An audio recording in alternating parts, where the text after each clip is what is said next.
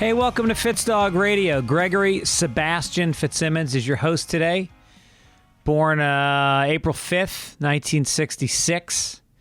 And just saying goodbye to my family. My original family. My family of origin was just out here. My mother and sister stayed with me for a week, and it was a celebration of my mom's 80th birthday, which was a big deal.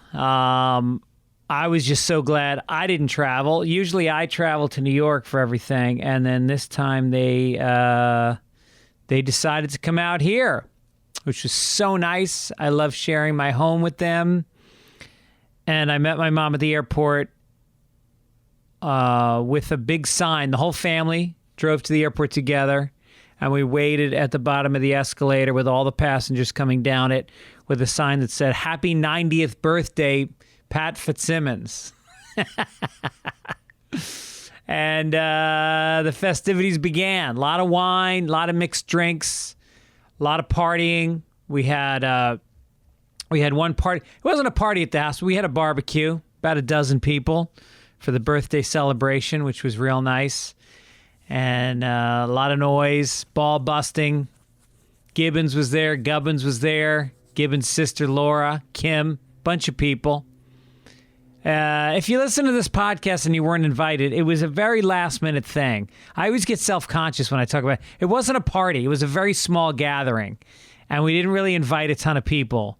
I didn't really think it out. It was kind of spontaneous. Anyway, I had a really nice time. We did a ton of fun shit. Went to the beach a couple days, and we went to the beach yesterday, as a matter of fact, and there was a little kid, and everybody's on the beach, and the water was rough. Like, there was a really strong undercurrent. If you just stood still, it would, like, drag you out. And so this little kid goes walking up to the water, and he's got those floaty things on his arms, and he's got a little tiny boogie board.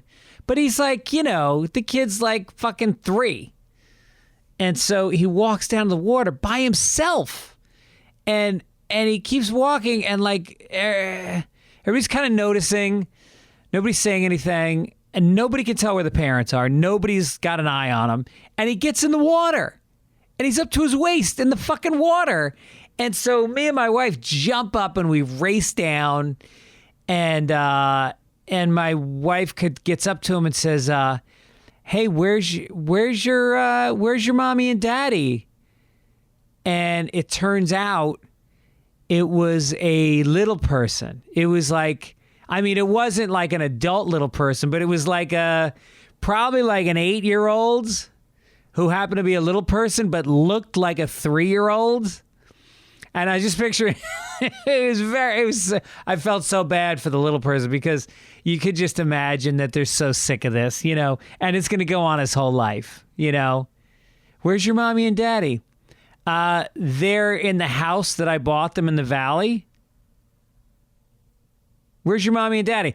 Oh, they're sitting next to that hot chick in the red bikini over there. And so we got it, and we went back to our blanket, and he walked back to his mom.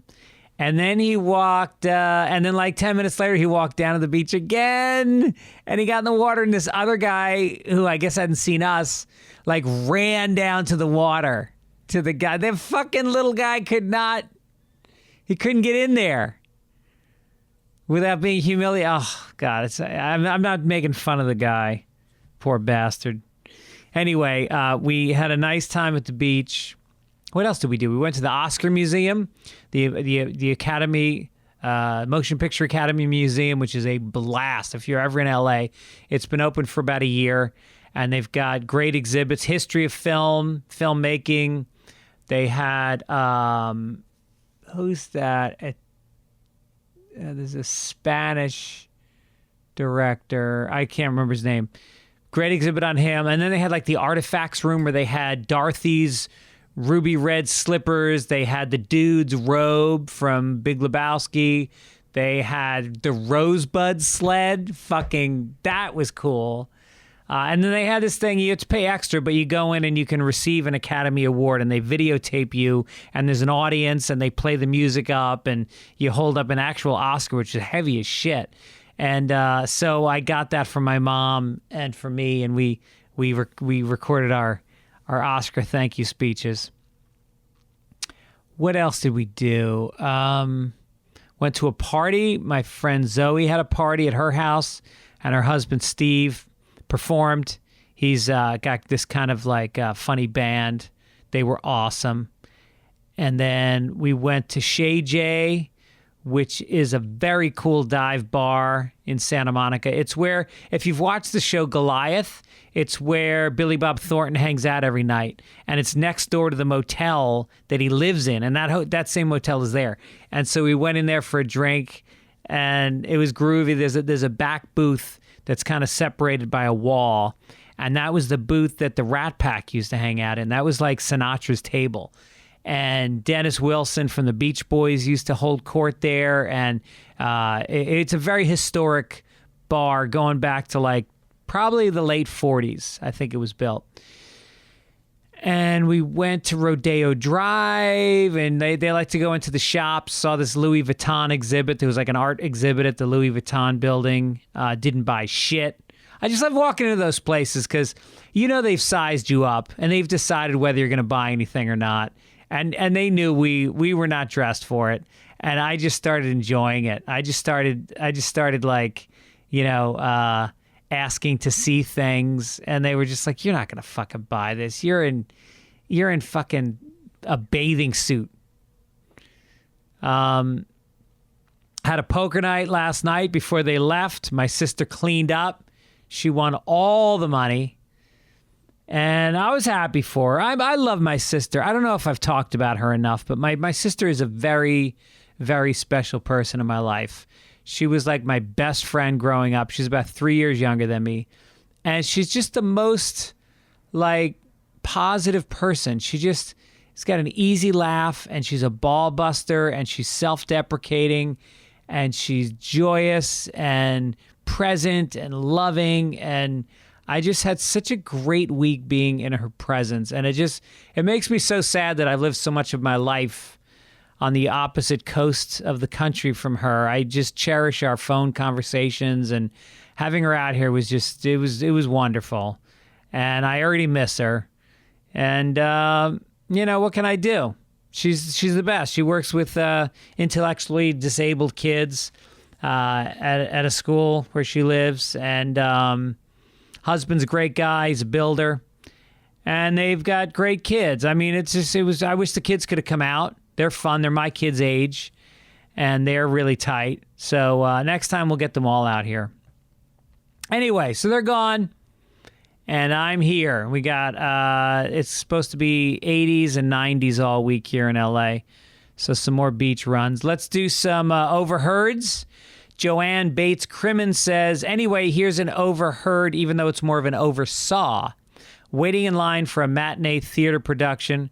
When the ticket office opens, the octogenarian in front of us sees that no food is allowed inside and proceeds to chug and insure before going in. We were almost waiting for her to smash the carton on her forehead, and they spelled it F-A-R head. That's hilarious. Yeah, I mean, that's it. That's it. You get older and your beverages change, and the last beverage is insure, and you're chugging it. I remember being a kid and chugging soda, chugging a fucking Coca-Cola, and then chugging a beer, and now you're chugging an Ensure.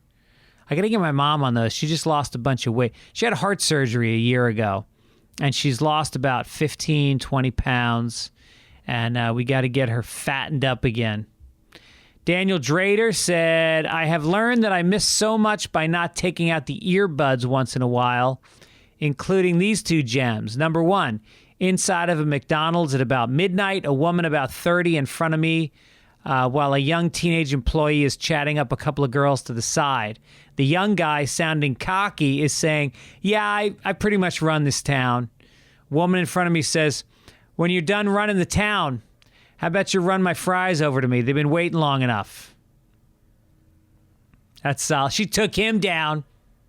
I'm on the guy's side. You know what? Fuck her. This guy's working at McDonald's. He could be living a life of crime, or he could be living off his parents, and he's out there running this fucking McDonald's. Good for him. Let him get some pussy. Your fries can wait. I have all the respect in the world for the fast food workers. I was driving through McDonald's the other day, and I always go to McDonald's for breakfast before I record Sunday Papers, which I record on Saturdays. And my ritual is I go get an Egg McMuffin and a hash brown at McDonald's. And I go to the window, and I order it. And then by the time I get up to the pickup window, the guy's already got his arm out the window holding my bag with my food. And I go, damn, that was fast. And he goes, yes, we make it yesterday. I was like, good for him. Fucking loaded up with his one-liner. Second one from Daniel is using a bathroom stall in a department store. Two guys come in, sounding like Spicoli from Fast Times at Ridgemont High. Within a minute, an odd odor takes over the stall I'm in, and eventually the guy in the stall to the right of me asks, dude, are you lighting up in here? The other guy says, no, dude, I told you my shit always smells like that because I'm taking so many edibles. I don't think that's true. I think he was holding out on his buddy because edibles don't make you shit that smell. I don't believe. I take little tiny edibles, so maybe I'm not eating enough. I take 2.5 milligrams, which is just enough to barely feel anything. It's like a microdose, but it's my little glass of wine at the end of the night since I don't drink. Alex Hodap heard 2 security guards in the lobby of my office building. Guard number 1, I'm thinking tacos for lunch. Guy number 2, I need a Mexican bitch. Do you? Can you handle a Mexican bitch? I mean, if you're calling her a bitch, I'm thinking you can't handle it because I don't think she wants to be called a bitch. I don't think she'll stand for it, as a matter of fact. I think you better stick with whatever you are and leave the Mexican bitches to their own devices. Scott G. Walking to the bathroom at work, I overheard 2 young employees talking. I only get one good idea a month. Other guy says, yeah, but your ideas are so good. And that, my friend, is the key to success in this world. I can tell you from working on TV shows, I'm not always there. I'm not always chiming in every 3 seconds. But if you can score a fucking overhand right once a day, and that goes in the script, you're a winner. You're the man or the woman. You could be the woman scoring those overhand rights, but you gotta come up big. Doesn't matter how often, but you gotta regularly come up big in whatever it is that you do. If you're that McDonald's guy, maybe you get the slam, the morning rush hour slam, and you fucking manhandled it. You got on top of it. You got everybody in line. You got those orders out. Just do that once a day. You keep your job. All right. I feel tired, so I'm going to get to it because I had a long fucking weekend and I didn't sleep much last night, so I'm sorry if I sound a little groggy. I need some more coffee. Dates coming up. Lowell, Arkansas, coming up in 2 weeks, September 16th and 17th at the Grove. New Orleans on October 6th at Howlin' Wolf. Lafayette, Louisiana, October 7th at Club 337. October 15th in Chicago at the Den Theater.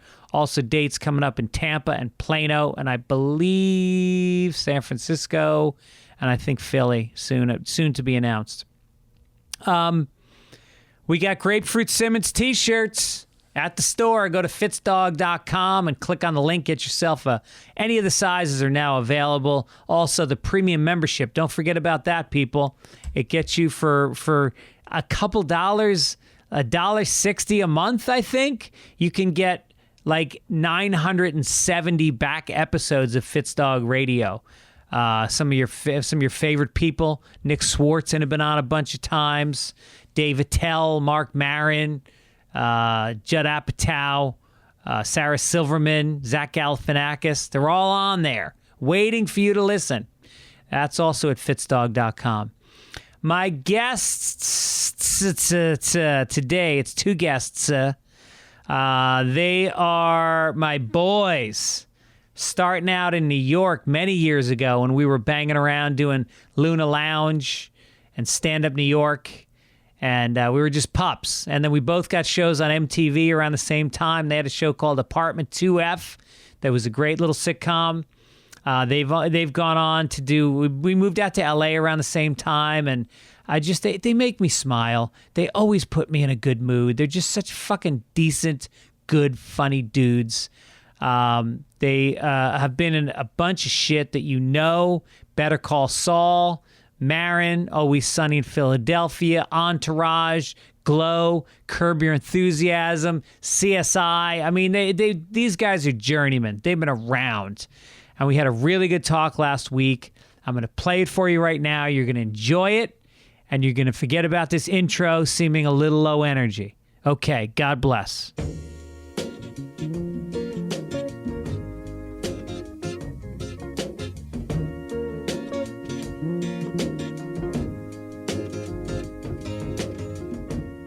Pretty good. You guys fucking nailed it.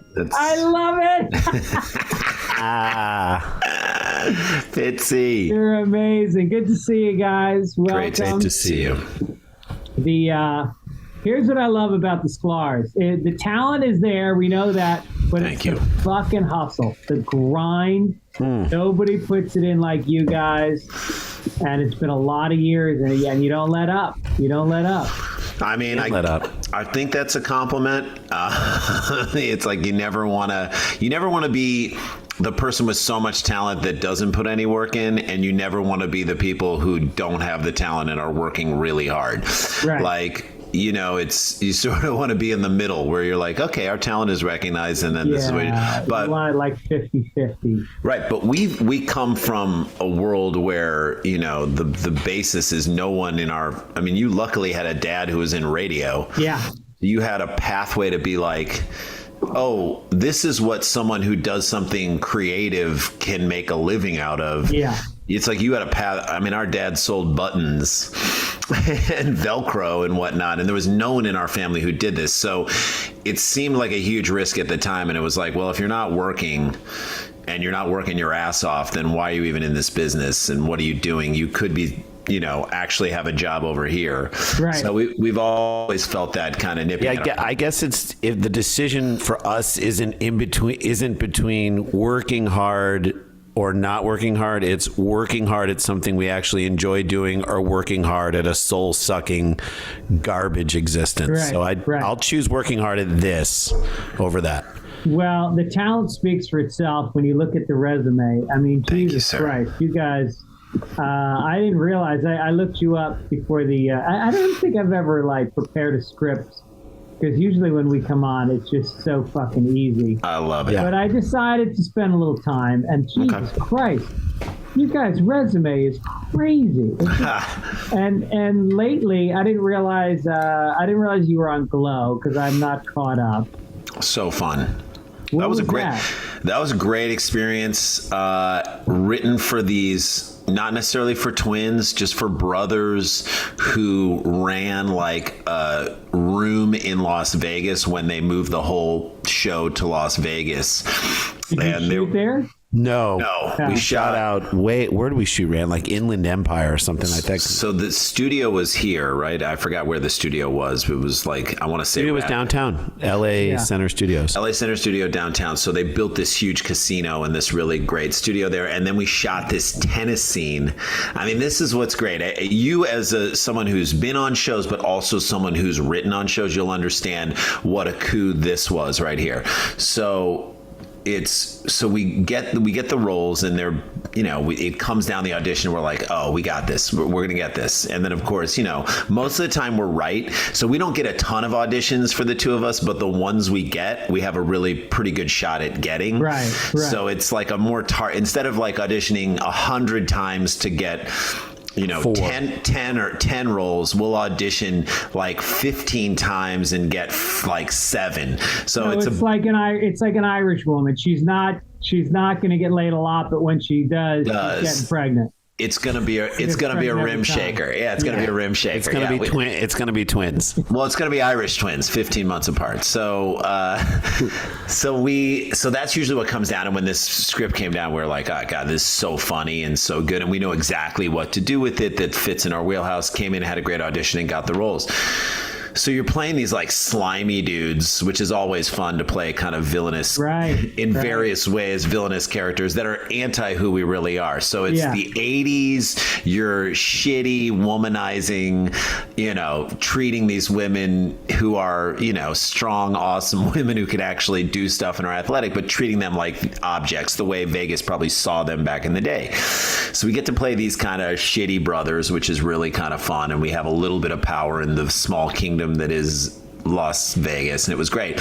So then there's one scene we had to shoot with, and a lot of our stuff was with Marin, which was really quite cool. So Marin can fucking act. It's great. Oh my God, he's great. He can act. Jay and I did Mark Maron's show. We did Marin, and Dave Anthony wrote a fantastic thing for us to do on Marin, where we played ourselves. And it's like when Marin is, in the course of that show, when he was like living in a storage closet and shitting in a bucket and like wanting to get back out into the, living in a storage locker and wanting to like not sure if he wanted to get back out.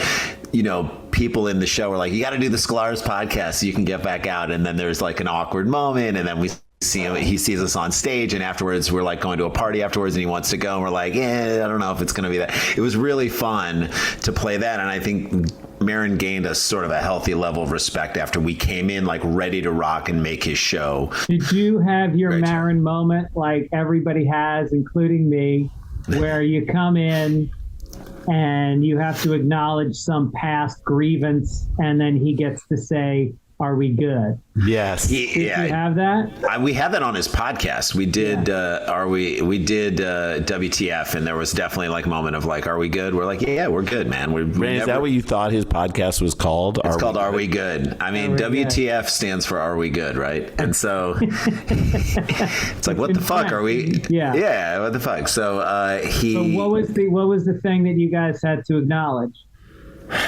I mean, what he acknowledged, we didn't have to acknowledge it. I mean, I think he acknowledged the way he treated us at the very beginning, which I think he basically saw us forever as a gimmick. Basically, like, we're essentially like, because we're twins, because we're brothers, even though that's not what our comedy's about, I think for the longest time he saw us as like a comedian with a guitar.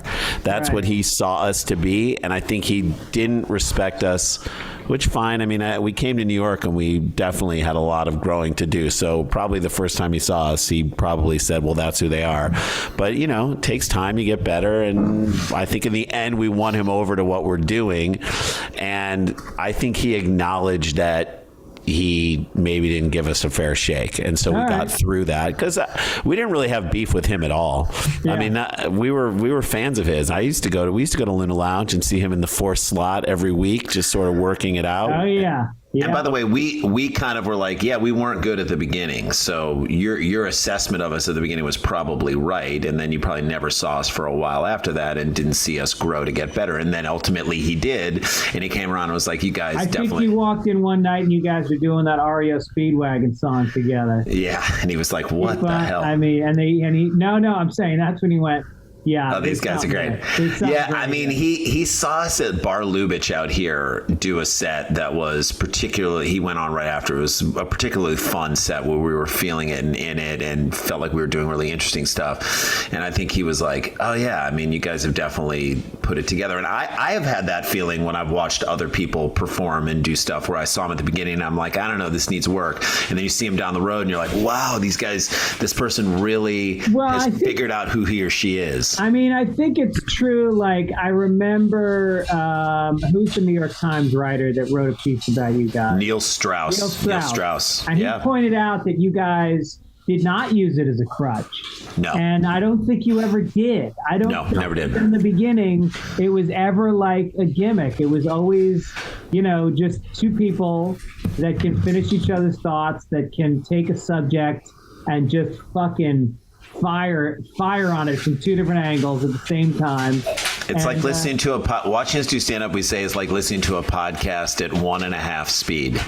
It's like as a result, like we'll never walk up on stage and do like an hour and 30 minutes of a headlining set because that's not fair. That's like someone listening to 2 hours and 15 minutes of us. You're like, it's too much. It's too much. I think like a 50-minute set is perfect. Right in the zone. 5-0 is give me the light at 45. I'm fucking out of there at 50. By the way, that's what I like as a special too. When I watch a special on Netflix or I watch a special anywhere, I'm like, give me a great 50-minute special. 5-0, 55, 48 to 55. I'm like, just the best. This is like a snapshot in time of what you're doing. This is the way people ingest comedy now, in Instagram bits, which, and I love guys like Sam Morril and Mark Norman that are just putting shit up like twice a week. They're putting up stand-up clips. I mean, a lot of it is them talking the audience, but they're just incredible. I mean, incredible. And look at a guy like Sam Morril, who I love, and I've always liked, this guy is such a good comic. It's fun because he's younger than us. It's like I felt that way about the guys who are older than us. Who are more kind of you're slightly ahead of us in the whole class thing of what you want to call it. But like you watch David Tell work, you watch Marin work, you watch all those other people work. You watch Greg Fitzsimmons work, God damn it. And you say to yourself, these guys are great. They figured out they're amazing. You watch a younger guy work and you're really impressed by what he does. And I would put Mark Norman in that category too. And I'm like, these guys are, or even like a Dan Soder, these guys are younger than us, and you watch them. I have a question. Are people moving into your house on your end? What the hell? My dog's just making noise. Hold on one second. Jesus, that French bulldog. Well, that's the thing about, and I remember Bill Burr saying this, is like, if you're not watching the young comics that are good, you are going to become an antique. You have to be aware of what's good, and you have to be inspired by it. Like when I watch, Joe List's last special, when I watched, what's that kid? I say Taylor Tomlinson too. Phenomenal joke writer. She's amazing. Just a fucking boxer. She just gets in there and comes at you. It's great. Fahim Anwar, another great guy who's like younger and just crushes it, and the material's so good. So like, I mean, I love that, and I love when they put stuff up, and and it all drops into our feed, and I just enjoy it. I mean, again, we're fans of comedy too, and not afraid to give it up. But we're saying we get back to the glow thing because we're so far from it. But when we did the thing on Marin's show, I'll never forget this. So Jerry Stahl was like, he wrote the episode, the great Jerry Stahl. Alf's Jerry Stahl, who like, what was it? Midnight? What's that? Permanent Midnight? Ben Stiller played him in that great movie version of his life. Oh, no shit, Midnight. Really? So that was Jerry Stahl's life stories. I see that. All right, I'm writing that amazing down. So good. The scene where he has to where he's like outside with his baby, I don't want to even tell. Where he's in the car where he's searching for a vein? Yeah, it's insane. Okay. So just Ben Stiller was amazing. But anyway, so we're sitting with Jerry Stahl at lunch, and our scene's up after lunch, and Marin, who's just shooting stuff all day, comes down to sit down to kind of go over with us. And I believe Rob Cohn directed the episode. So Rob, who we know and love, and then Jerry's there, and then Marin slides up, and Jay and I are super well prepared, for this scene. We've already gone over what we want, and Marin comes in, and we just run the scene with him twice, and just over a picnic table at lunch. And Jerry's like, just do it like that. Just do it like that. And Rob's like, we got it. We got it. And I think Marin in that moment was like, oh, these guys cared enough about the show that has my name on it to come fully prepared with extra stuff. And it's going to be, he's like, oh, I'm not even going to worry about what we're doing after lunch. It's like, it's already in. We've got it. And I think that certain level of respect. So then when we came on Glow and he's in our scenes with Glow, then it was like, he's like, oh, I know these guys can do it. I know they can come and bring it. And we had this scene, at a tennis club, and we shot it out in Ontario, California. It was like 50 miles away by the airport, and it's supposed to be like a Vegas tennis club, and it looked very much like it. And so we have the scene where we meet him and the other guy who was great too on the show, who played like he kind of ran the whole league, and we play them in doubles tennis, and it was such a fun scene. It was written so well for us. We had like little ad libs that they enjoyed. So we kind of did we do that in the audition, Jay? I can't remember if we. So Did you practice tennis for the scene? So Jay and I know how to play tennis, and we had actually. But they gave us these 1980s rackets that were about as big as like goddamn ping pong paddles. The wooden ones, yeah. Wood. They're like metal. Metal. They were after the woods. They were metal circle, but a tiny, like almost like a serving spoon size is what you're playing with. So we were working, and Marin played a little bit of tennis, but we were kind of when they were sort of setting up the shot, we were working with him on how to play tennis with this little racket. So we're playing tennis and just talking about our families and stuff, and it was great, enjoyable bonding time we get up there. But the really cool thing is that after we did a huge scene in the studio, who was it? Jesse Peretz? Yeah. Who wrote for Girls. He directed the episode. He comes to us on the morning of the tennis day shoot, and he's like, hey, I was watching you guys last night, and we went through this whole thing, and I wrote this extra scene that I really want to try and pick off while we're doing the tennis thing. So it's like 2 pages of just going back and forth with us and Marin, and it was so good. I mean, I can't believe he wrote it. Like, I can, because he's a great writer, but I can't believe he wrote it in that one night. And hey, what's more fun than that? I mean, here's the thing. So everybody talks about how great stand-up is, but an occasional acting gig where you get to like flex that muscle and so good, work off of somebody else and feel at the end of it that you can do it. Not to mention, how do you get fucking treated when you're an actor? Everybody wants to get you a cappuccino. You get a trailer. Jay, what do we say about living your life? If you're a parent and you're an actor on a call, when you go to the set, you're like number 4 on the call sheet, number 3 on the call sheet. When I'm in my house, I'm barely an extra with like no speaking roles. I'm told, where do I go to eat? I go over there to eat after these guys eat? Okay. And then they're knocking on your chair, like, what can we get you? Do you want anything? Do you want food? Do you want this? So it's great to be treated in that way. But it was crazy that he wrote another scene. And the dynamic of the other scene was basically Randy and I continuing to get off track and not play tennis and talk about like whether or not Cher was Armenian. It was a whole long, ridiculous side thing that's just frustrating and annoying Marin, which he's of course playing perfectly. Yeah. And the more we push it, the more he's like, can we just fucking play tennis? Yeah. And it's such a great dynamic that already was sort of built into our relationship. So when we finished the first scene and we looked at Jesse and we're like, is there time to do this one? He's like, let's do it. And then we rattle it off, and because we're already in the positions and the cameras are set, and we do it in about another 45 minutes. We get this other whole scene in, which is mostly on Randy and me and just them reacting. It felt so good for us, and Randy and I walked away saying that felt so good that it's definitely not making it into the show. No way is that making it in the show. That was... No, it did. All of it. Every single bit of it made it in, and we were just like, oh my God, this is why we love this. So I think in that moment, that was like a great moment there. And then we just did, it's like we have a huge episode airing. I don't know when this drops. When will this episode drop? Tuesday. So tonight on FX, when this episode drops, next Tuesday on FX on the 23rd, we have a huge episode in What We Do in the Shadows. So we've had like a series arc on that show, and like our I didn't know that. That's great. Yeah. So our big episode, kind of small things in 1 and 2. Then they shot like a promo for us for this fake show, TV show that we're on there that dropped in episode 6, and then our big episode comes up tonight. I love it. So that was just super fun to do too. I'm with you, man. Those acting jobs are they're nice. Best. I mean, it is nice. And then I saw also you guys are Ufc Fight Pass is bringing your Nosebleed show on. Yeah, Jay, you can. Now, are they re-airing old episodes? Or are you doing new episodes? New. So it's new episodes. So basically, we've been in this with you for forever. If you're lucky enough to do a show that even gets on the air, that's a miracle. If you're able to do a show that does a whole season or 2 seasons, that's a miracle. The longest running thing we did, which was on a very small scale, but it is the thing that people have asked, like, when are you bringing the show back forever, which is Cheap Seats. It was our old show on ESPN Classic. Ran from 4 seasons, right? Yeah, 4 seasons, 77 episodes. It ran from like 2003 to 2006, and then they reran it till 2010. So basically about 7 years on ESPN. It was in this rotation. And I mean, we've heard from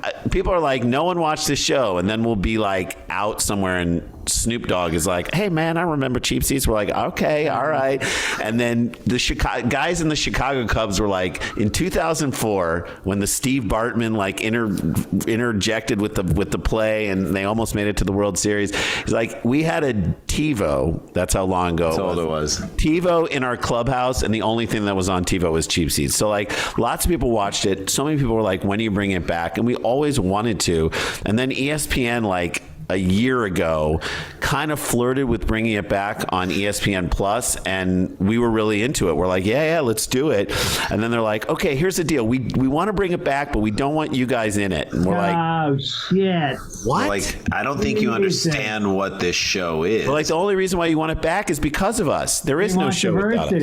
They want diversity. I don't know what they wanted. Younger. They wanted everything that wasn't us. And so we said, hey, they're like, you guys were the tip of the spear. We're like, I don't know what that means, but okay. And they're like, hey, maybe you guys can help consult. We're like, no. Yeah. No thanks. Good luck with amazing. it. I'm telling you, it won't do well, because honestly, maybe it'll do well, but in our minds, it probably won't be the same. It'll be different. And sure enough, it came out. It was not received very well, and our fans went on into it. Who hosted it? I don't even, 3 young people who are not comics. I mean, if they would have gotten, like, for example, if they were like, hey, we got this new show and it's going to be Sam Morril and those guys who we just talked about, right. I'd be like, yeah, okay, that's got a shot to be funny. Yeah. But I'm telling you right now, the reason why Cheap Seats worked, so much of ourselves was in that show. And that's why we've been wanting to bring it back. And finally, this guy who was the executive at ESPN bounced around to a bunch of places, and then he landed at UFC a couple years ago.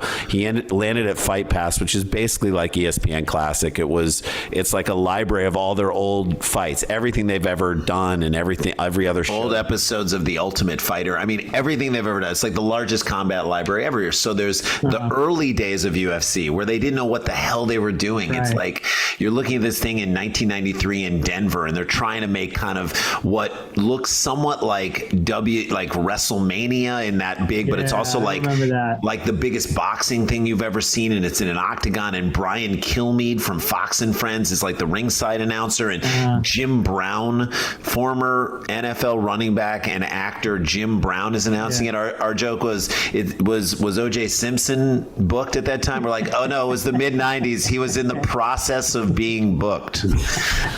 So the idea that like they thought that this would be good because they didn't know what it was, and now that you know what it is today, it's a juggernaut. It's like one of the seriously most watched sports in the entire world. It's almost like looking at an old yearbook picture of you back in the 90s. You're like, what was I thinking? What was I wearing? Look at my dumbass hair. There's so much to make fun of, but you say that from a position of power because you know who you are today. So our buddy who was the executive over our old show at ESPN Classic called us up and said, how would you guys like to try and do a Cheap Seats like show for the UFC? And we said, great, let's call it the Nosebleeds because it's fighting. He said, great. And then we started developing it, and we made 6, and we love them, and we feel so lucky, and we felt empowered by them because it was so, you know us, Greg, and you're the same way too, but we were like, okay, we brought our friend Dave Nichol. I don't know if you know Dave Nichol, great producer. So Nichol, we brought him in. Late Show with Craig Kilborn. That's right. And he worked on he created all the stuff for NFL Now. We did like 2.5 years working with him there. He worked on the Kevin Hart Snoop Dogg stuff for the Olympics. So he was in a perfect position, someone we've trusted for a long period of time, a friend of ours. And then we called up John Hamm, and we called up Andy Richter, and we called up, nice. and Cordry and Tony Hale and Mary Lynn, and we just were like, hey, will you come do a little thing in this? We wrote something that we thought you might like. And they all said yes. And so we built this show that we love. It's a sketch. It's like a Mystery Science Theater for the early days of UFC, and then bounces out into sketches with great, funny people. And we're super proud of them. That's an amazing idea. I love that. Yeah, multi-dimensional. Totally. Right, so it's whatever you want it to be, and there are no restrictions on language. Because you're on UFC Fight Pass, it's like Netflix as far as what you can say and do. So we really went for it in every way. And it's just fun. So 6 episodes we did. 3 they're all, when this drops, they'll all be up on UFC Fight Pass. The first one you can watch for free on UFC's YouTube page, so you can get a taste of what the show is and really see what it is. So if you look up the nosebleeds on UFC's fight on their YouTube page, or we have a link on our Instagram at Sklar Brothers, and you can see it. But we're so proud of it. Every episode is under 20 minutes, which is kind of amazing too, to be able to edit it, make it super fast. So and it goes back to what you were saying at the beginning, that we're scrappers and we're scrapers and we try and do it. But you know what was so great is that the UFC is they were behind this. Certainly Fight Pass loves this show so much. They put up billboards of our faces all over town. This is the first major show. Yeah. So we got one on Sunset facing the Comedy Store. Really? We got one Kings Road in Sunset, right by. You get a picture of yourself in front of it? Yeah, we did. My daughter, who's going to college next year, who wants to be a director, she wrote a great little sketch of me standing out in front of it at night. We drove at night, the night it dropped, and she's like, Dad, that kind of looks like you up there. and then her friend walks by and is like, I don't see it. And then I look back, I'm like, oh yeah, that's Jason. Great. Great. And she shot it. Speaking of sports, Deshaun Watson. Yes. Is this? How do you think the punishment fits the crime? Do you think? Well, so here's my take on Deshaun Watson. If one massage therapist is like, he kind of made me dead, then you're like, all right. Let's look into this. If two, and then you're suspicious. 30 massage therapists are bringing suits against you. At that point, just train a hooker to massage you. Just tell her tell her how to do it. What's the trickery? Why the trickery? You got so many millions of dollars. Just hire somebody. Jay and I were surprised that he went to the Browns. Yeah, we thought he'd play for the Predators next year. I know that would have made more sense, right? Even though it's hockey. It's hockey. I mean, he only got 11 games, so I guess it has a happy ending. So yes, well, he'll probably massage the verdict and come back. I'll sort of work through it. I'm like, this guy. How do you? Because it then puts very squarely on people's shoulders. How do you feel about this issue? It's you're going to know if he starts winning for the Browns. I mean, he won't this year because he's only going to play in 6 games. Yeah. But if he starts winning for the Browns, you're just going to see a lot of dudes in Cleveland go look, man, don't get into the massage therapy business. If you don't want this type of, you should have known what you were getting into. You know what I mean? If he starts winning, you're going to hear a lot of that. Right. But I mean, the guy's terrible. I'm now I have to root for Baker Mayfield on the Carolina Panthers. I'm because I love Schadenfreude. Thanks a lot. Yeah. I think it's funny when you look at the different crimes, you look at Michael Vick and you look at how he was not forgiven for a long time. He did jail time. Yeah. He did real jail time and then really turned his life around and said, I screwed up. And then he's going on the circuit, there was no defiance. Yeah. There was no he just said, I would want to hear what Michael Vick would have to say about Deshaun Watson, because he doesn't even have a dog in the race. No. He really doesn't. Yeah. He's all bark and no bite as far as I'm concerned. Hey, what about the WNBA player that's over in Russia? What's her name? Brittany Griner. Brittany Griner. Now, I guess they've got a Russian spy, and they're going to trade the spy for her. And this will be officially the first WNBA trade that anybody's ever been aware of. I mean, the first one, they're trading him for. They're trading her for two spies to be named later. That is. I thought they were going to trade her for, instead of two spies to be named later, Steven Seagal. He's just going to go over and live in Russia because right now he's as big as two people. He's as big as Russia. Yeah. And that guy's crazy. Well, or they should, have him play in the WNBA while she's out of town. Do you know that He'll probably be the lead scorer in the league. Do you know that we almost did a project with We had a meeting with Steven Seagal. Yeah. a meeting with Steven Seagal and Bill Lawrence at Warner Brothers? Should we tell this story? Yes, It's kinda yes. crazy. Hey, Do you want to hear really? that? You want to hear this story? Yeah. Okay. So Seagal shows up and he's also like 6'5". He's a big dude, and now he's like big enough for like two dudes. He's wearing what can only be described as like the shirt version of a kimono. It's black. His hair is sprayed on. It's like painted on, and he's got a ponytail. Same And with the the funny goatee. thing is that Bill Lawrence, by the way, is like the preppiest, most Ivy League, clean-cut white guy. Calm white Yeah. dude, and then here is Steven Seagal coming in, and he's got a guy who's with him at all times who is wearing a backpack on his chest. on his chest, so it Of looks like course he he's is. just holding 50 grenades. That's what I can only assume is in Yeah. that bag. And he's just standing there, like not taking a seat. When we're like, "Would you like to sit down?" No. So Seagal comes into the meeting and explains that he chose the seat that he chose in case he had to get up quickly. And pounce, I think he said. Or like in a general meeting, I don't understand what would cause you to have Bill to. Lawrence, yeah. There's a Cause you to have Yeah. to like Guy who created Scrubs Yeah. and Ted Lasso. You might have to pounce on this guy. Okay, great. And so he proceeded to tell us that he was a direct descendant of. Genghis Khan. No, but he didn't call him that. He called him something else. He called He called him Genghis Khan. Genghis is actually the right way to say it in his defense. Yeah. Is that the right way to say it? So I was like, so but nobody does, but that is the right way. I'm like, good for him. They definitely made us. I'm like, what's the game that you play when you're trying to pull blocks out? And he said Genga. I'm like, what? Are we doing that wrong too? Jesus Christ, he knows so much. Yeah. Genghis and Genga. It was. And I'm Greg Fitzsimmons. Oh my! And he's Gason Sklar. So Yeah, no, this dude, he was terrifying. I mean, of course, like in 2 minutes, he started talking about women he was with, and he started talking about how Obama has ruined the country.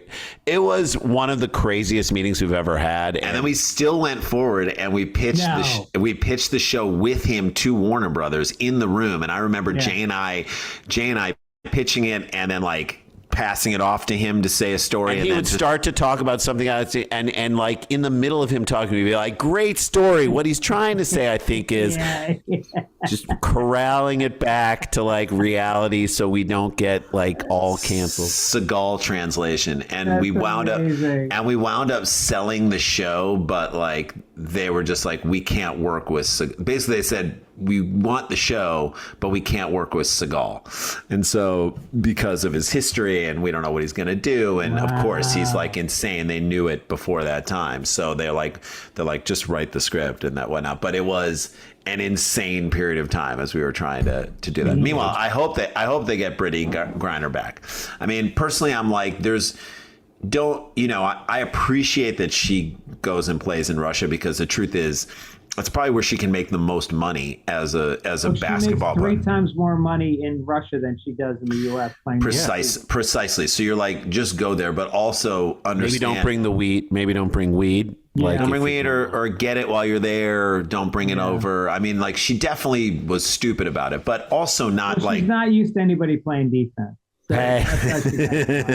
against her, no. Yeah, exactly. So, part of me, but I'm like, she definitely wasn't trying to sell and distribute what small amount of weed she had in her pipe. They saw a pawn that they could play against us to get one of their spies back. And what's weird is that it's a good play. Why do they want a spy? Is it so they can put him to death? I mean, are we sending this guy to a death sentence if he goes back? I mean, apparently the spy had a little bit of weed on him. And yeah. so I don't know. But I mean, I'm like, get it.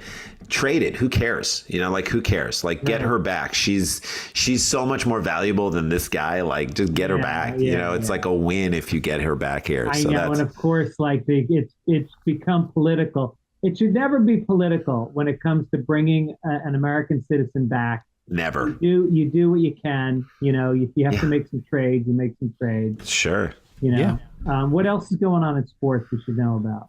I mean, there was this story. The Pittsburgh Pirates are just cratering in such a bad. Like, the Cincinnati Reds this year started off the season at like 2-30. I mean, they were terrible this year, and they were awful. And you're like, okay, this could be the worst record. And they sold all their great players. They just got rid of them. I'm like, who are you, the Miami Marlins? What's happening here?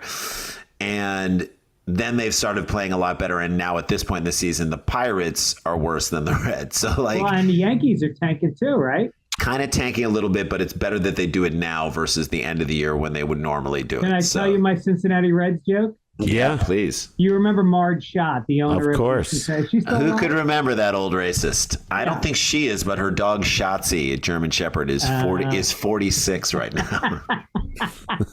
Well, she's famously racist, and and so she was literally kicked off the team. She was the owner, and she was not allowed in the stadium. Yeah. And but she was pretty loyal. Like, a reporter asked her that year who she thought was going to win the World Series, and she goes, "Well, I think the Reds are going to win, but then again, I'm prejudiced."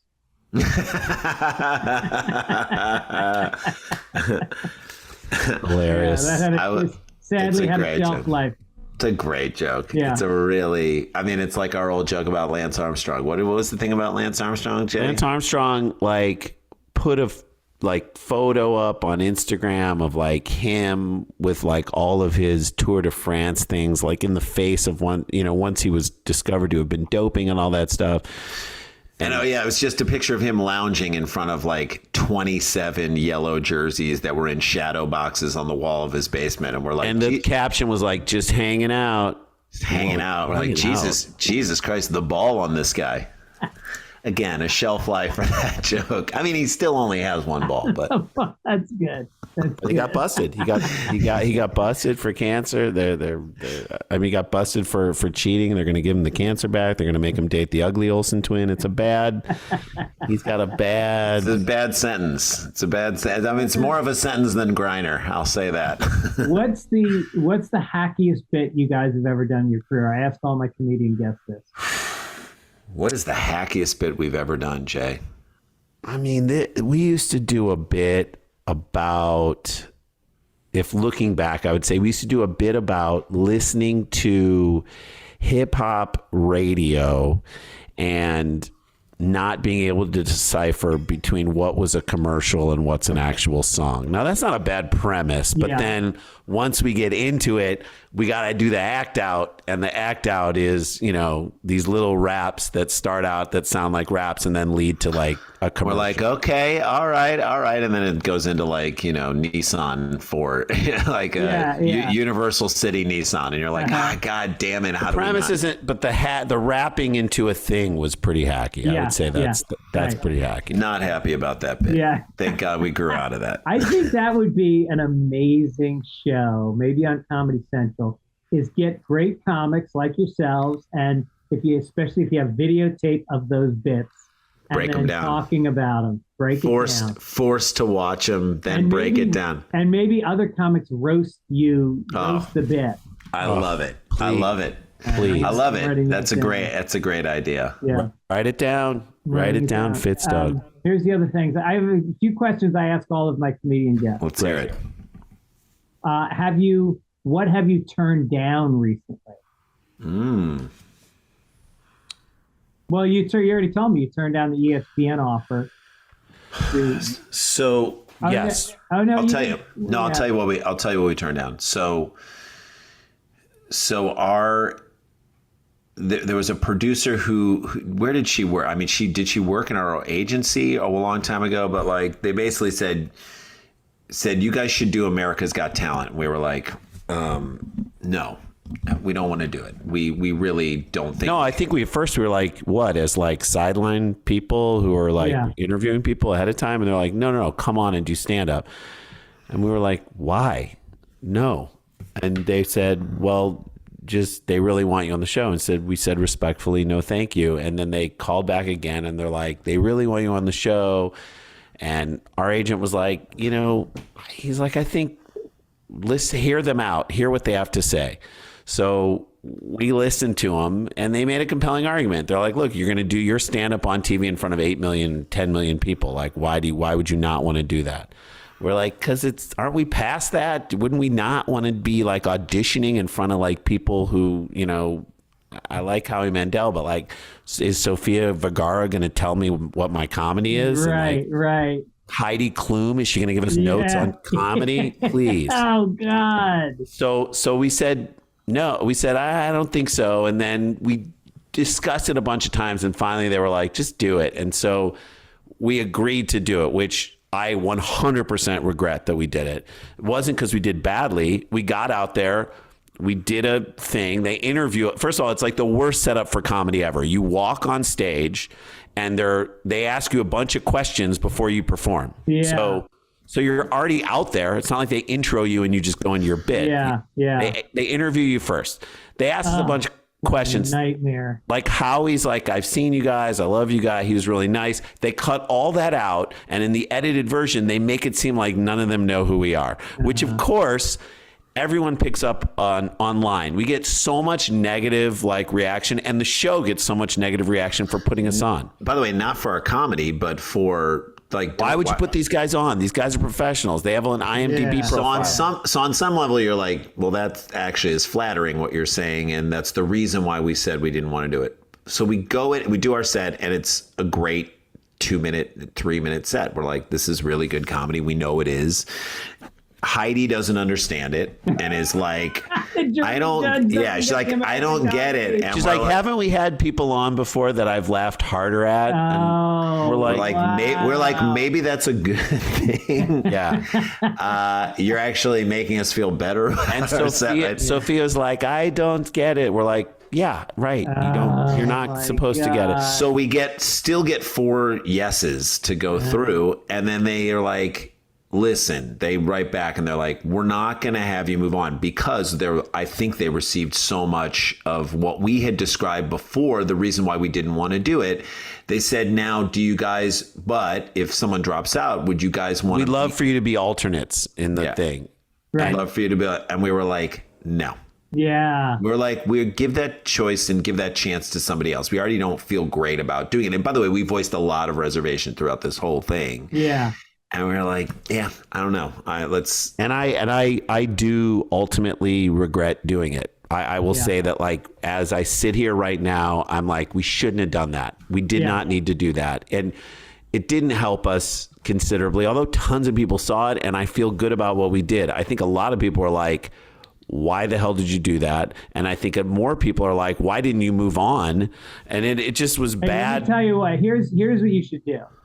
I don't want to be the guy who goes, here's what you should do. Let's hear it. You've got a videotape now of you doing a killer short set on AGT. College Agent. You get college shows out of that. That shit up. Do you want to do college shows right now? I love that, like, Michael Che. Now Michael Che can afford to be like, I'm not doing any more college shows because he can't do his material in those. Like, college shows have now become harder than corporate. They're like corporate shows. They're like worse. You guys are clean. Ish, but we're clean, but we push the envelope. Clean-ish. Yeah, right. But we definitely push the envelope in terms of like what we're doing and how we're doing it and what we're talking about. We have a new opening joke that has created controversy among different people in terms of whether or not we can do this joke. Like, we've come on stage and we say, hello, we're the Sklar brothers. We identify as they, them. Yeah. Yeah. But only when we're on stage together. That's and then the follow-up joke is, the irony is that we get paid like a he, and then that gets a laugh. And sometimes we get paid like a she, and that's bullshit. So that's, we're talking about, and then we're talking about the gender pay gap, and that's really what we're getting at. But people are like, you cannot do that joke. That's minimizing people's experiences. We definitely could never do that joke at a college or And that's kind I'm not saying you get a second college, but you might as well go out and get that one. Go scoop some money out of that. Yeah. I mean, yeah. So that's that. So we said no to that. That was the last thing we said. All right. Here's another question that I ask all of my comedian guests. Have you ever not finished a set? Yeah. Yes. And it was at a college. You want to talk about it? It was at Trinity College. We always try.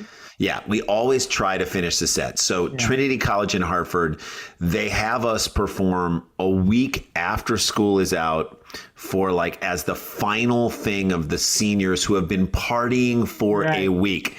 Now, you know, I've been to Burning Man, like on the 7th day of partying, people just don't know what they're doing. And they certainly don't have the focus to watch. I remember I was at Burning Man and there was like this very sensitive dance troupe that was doing like with silks and doing like a mum and chance type thing that people were supposed to pay attention to. And then like 100 yards behind us, a giant birthday cake started to like shoot off fireworks behind us. I'm like, okay, so a birthday cake is getting jerked off behind us. Yeah. That's what people want to see. They don't want to get in touch with their feelings at this mum and chance thing. And that's essentially what it was. So partying kids, we go up there. There are no seats, so everyone's standing and there's no stage. So we're standing in front of people who are basically a group around us, and they didn't want to hear it. They didn't want to hear any of it. Was it during the day or at night? At night, but like we did summertime, so it was still light out. It was probably like 7:30 or 8. We did 15 minutes of material, and we're like, they don't want to hear this. This is really. You know, it was like, this doesn't feel good. We'll continue if we want to. We just looked at the person who booked it. We're like, this is a bad idea. Yeah. And so we bailed. We don't ever like to bail, but it was like, do you really want to do this? We literally asked, we're like, do you really want us to continue doing this? And we bailed, still got paid, but we were like, it didn't feel good. It definitely didn't feel good. But at the same time, we're like, that's not on us. That wasn't because That's when you wish you were musicians, because musicians, you can just play for each other. Play through. Yeah, right? Play through. You're a comedian, and people don't understand. Like, our self-esteem is not that fucking strong. We put on a good face of it. But the truth is, we're reacting to failure, and it hurts.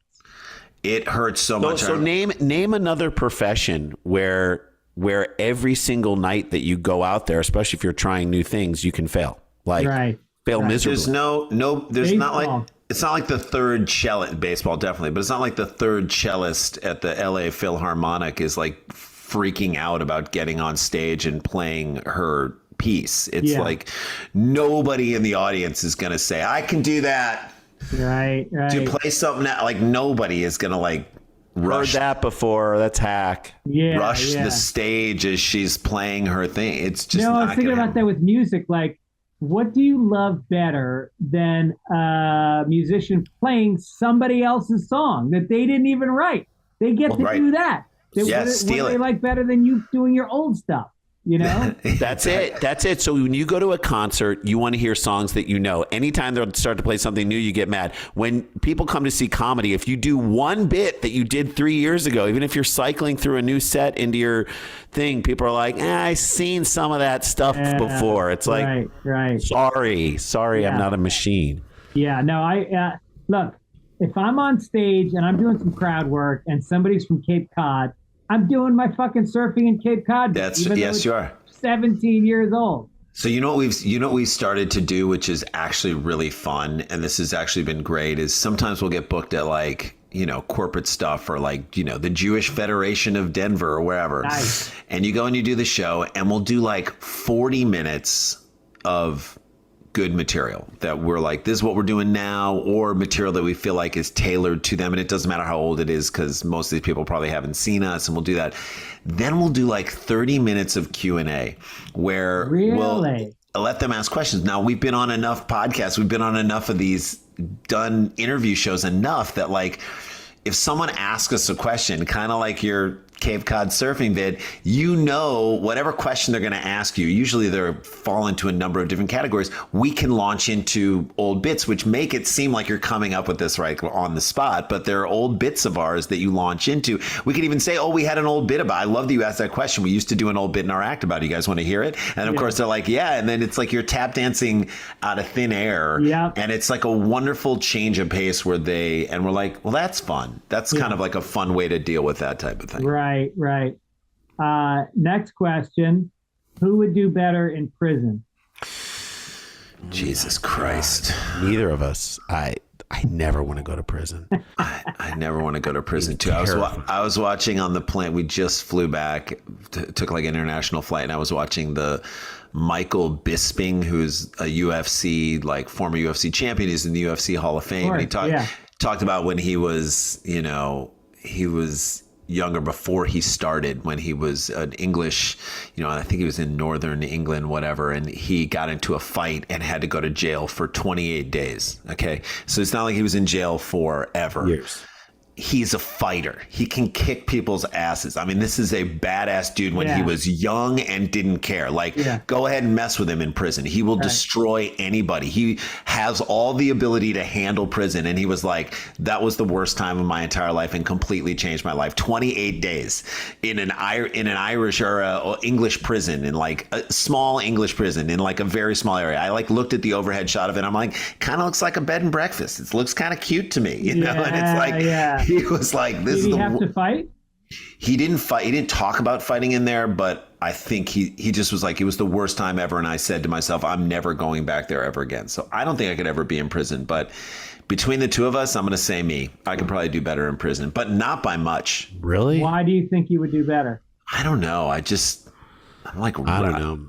I don't know. I think I would do maybe better. I don't know. More ready to fight. I have no idea. There'd be something exciting about, and there was a TV show or a movie about this. I can't remember what it was, where a guy knew he was going to prison in like 3 months. And so he got ready for it. Yeah. There would be something really exciting about just going to martial arts classes every day, bulking up. Yeah. Steroiding out. Yeah, right. Take like several cycles of steroids that'll just keep in your system and then just be like, I'm ready to just explode on fools. Get like the teeth caps that make you look like you're missing a couple of teeth. That's right. Fake scars. Yeah, just literally get a teardrop tattoo ahead of time on your eyes. Be like, where'd you kill someone? I don't have to talk about that. You know what I mean? You don't even talk about it. I get myself a healthy dose of crabs. Crabs. I would be yelling like I have some form of Tourette's. Like I would be doing whatever it took to get people to want to stay away from me. Right. That's it. That's all you would do. Yeah, I want to be unfuckable. All right, finally, before we go, we do a thing on the show called Promising Premises. Ooh. So this is, and I'm sorry, I should have given you a heads up. Usually I tell people in advance. But we're going to each do a premise that we're kind of working on. It's not quite there yet, and maybe help each other with a little bit. Great, yes. I love this. So I'll start just to give you guys a minute to think about, even though I know you guys are always working on a million things. Sure. I was thinking about how the stakes aren't high enough in life.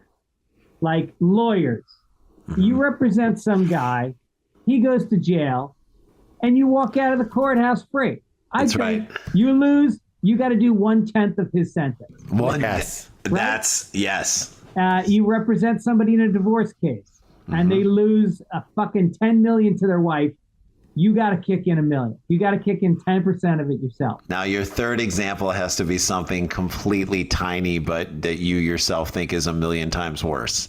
It's like I get into an argument with my wife, and this person has to now take my wife on vacation. I don't know. Yeah, couples therapist. It's like couple therapist, like I didn't do an argument with my wife in front of my couples therapist. My couples therapist doesn't sort it out with me. And guess what my couples therapist has to do? Go to Thanksgiving with my wife's family. I mean, awesome. you want to talk about a fate worse than doing 1/10 of someone's sentence.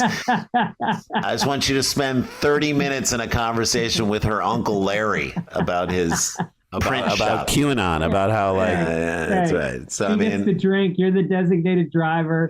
You don't even get a hand job at the end of the night. All the things I have to go through on a regular basis. That's good. I like that.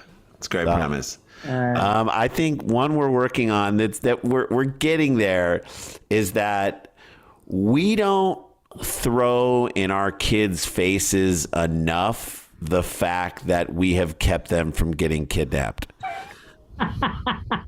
Like that's a dub for most parents. We should take that as a W as parents all day, every day, forever. Like what's that? What's that? You rolling your eyes at me? Okay, you could have rolled your eyes for someone down at a rest stop on the 91 freeway. So just remember that I kept that from happening. You should always have that in your back pocket. Like always be able to throw that out there. Yeah, you are basically a star guard who has kept the quarterback from getting sacked. I want a fucking high five at the end of the game. I want at least a set of isotoner gloves. Or like lifetime supply of ribs from like a good rib place. Like, please, acknowledge the dirty work that we're doing in the trenches to keep you from getting kidnapped. I mean, we have that idea, and that splinters off to some other things. I mean, you're essentially like you are what that guy was for Steven Seagal. You don't sit down. You are a bodyguard 24/7, 7 days a week. We don't talk about parents as bodyguards. Parents as keeping you from getting connected. Then we go into a whole like how bad like seriously, like Liam Neeson had to go get his kid. Like we never even got into that situation. Like we don't even get to the point where we have to sharpen a certain set of skills. Like we're trying to keep from the fact that he has a certain set of skills that he can use in that scenario means he failed. You failed already. If you're brushing up on your Chechnyan, you didn't pay attention at McDonald's. That, Jay, we have to go there with that. Yeah. All right. So that's a grade. You're brushing up on your then you're a negligent parent. Then you're a bad parent. You're a nip parent. Then you weren't paying attention in the McDonald's play place when you should have. All right, so my premise, that's a great one. So wait, hold on. My premise, I got to give mine too, right? Or is that just one for both? So this, I think, is interesting, and I don't know where it goes, but it's just that, I went on a trip with my family to Italy over the summer, and it was a really nice trip. We splashed out, and about with 2 days to go in the trip. I mean, it was beautiful. Everything was perfect. I checked in with Randy because he had the cell phone. I was like, "How's the trip going?" And I was like, I was really depressed because I was like, "It's going great," and I'm like, you have no material. Like you've been gone for 3 weeks. You're getting no material out of this. Nothing. Absolutely nothing. So then I'm like egging him on. I'm like, hey, you better get your kids to do something. Like get them to do something so that we can get them drunk. Get them drunk and see what happens. You know what I mean? It's Europe. They're not going to care. Like push someone off a gondola. Like start some stuff because like you can't come home from that trip empty-handed. Because like as comedians, like it's either it goes really poorly and you have the best story ever, or it goes really well and you're completely like, all right, what a waste. What a waste that trip was. That would be funny if you guys are on like not Coney's on the air, Jimmy Kimmel. Yeah. And it's like a clear tee up. So I hear you had a vacation in Italy. How did that go? And you just go like, it went really well. Went really well. And I couldn't be more upset. That's the problem. You got to get your daughter to have an affair with a hot-blooded Sicilian. I mean, or like have my 70-year-old start dating like a 68-year-old because that happens all over in Italy. Right. I was like, look, you can't be more like her. What is she, 19? That guy's 72 years old. That's not her grandfather. That's her husband. Yeah, he's a fashion designer. You'll get some clothes out of it. You'll get some clothes. I'll get a bit. Either way, we'll all get some material. Right. Either way, we're all winning. I was in Italy. I came home with like 10 minutes. We had some bad experiences. But so that's the thing. I wish I would have went there. Yeah, that was it makes you feel like you're not vacationing hard enough or living hard enough. Like when you look at like Anthony Bourdain you know, he was eating oysters out of a fucking bucket in Vietnam. And he was eating crickets, yeah, you know, and now look at how he was getting drunk with like the underworld of whatever country he was in. Yes. And I would argue, look at how that worked out for him. So. Yeah, that's true. Right. True. When I was in Italy, I saw a guy walking down the street, and he was on his cell phone, and he had a briefcase in his hand, and he's walking through the plaza, and he started getting very heated. He was getting very excited, and this really happened. And he stopped, and he put his briefcase down so he could go like this while he was talking on the phone. In a phone. That's great. It's like when someone, you know, like when I went to see Pirates of the Caribbean, I don't even know how you say it, and in Long Island when it opens, second film, and Johnny Depp comes on screen and everyone started to clap. I'm like, who's that for? Yeah. Who's that for? Who's that for? That's this. Yeah, right. All right, so listen, we're going to tell everybody to check out this new The Nosebleeds. It's on UFC Fight Pass. You can get the first episode is for free, on UFC's YouTube page. If you go to our Instagram at Sklar Brothers, just follow us there. But if you don't, there's a link in the bio. You can watch the episode. 20 minutes of your time. Rob Corddry's in the first episode. So funny. We're so proud of it. Fans of our old show, Cheap Seats, will love this thing too. And then if you like it and you want to see the rest of them, just sign up for Fight Pass and go see it. And then what we do in the shadows tonight. Yep. And then don't miss View from the Cheap Seats is still going as a podcast, right? Sports podcast and Dumb People Town, which you've done both. You've done both, and you've been amazing at both. We'll have you back on those. So I would love it. I nothing makes me happier than hanging with you guys on a podcast. The best. Also, you can hang with the Sklar Brothers on stage. They're going to be in Ann Arbor at the Comedy Showcase September 10th. And 23rd. Why are you at two different? Not the 10th. It's actually just the 23rd and 24th. I don't know why it still says that. We got to fix that. Yeah, we got to fix that. So Parkland Theater in Minneapolis on October 7th. Yep. Nashville, the Analog on October 13th. Chicago on the 14th, and the Bell House in Brooklyn, New York on October we're doing that little mini run. 13th, 14th, 16th is Dumb People Town Live. We're doing at all those places. Nice. So our podcast live, which is a blast too.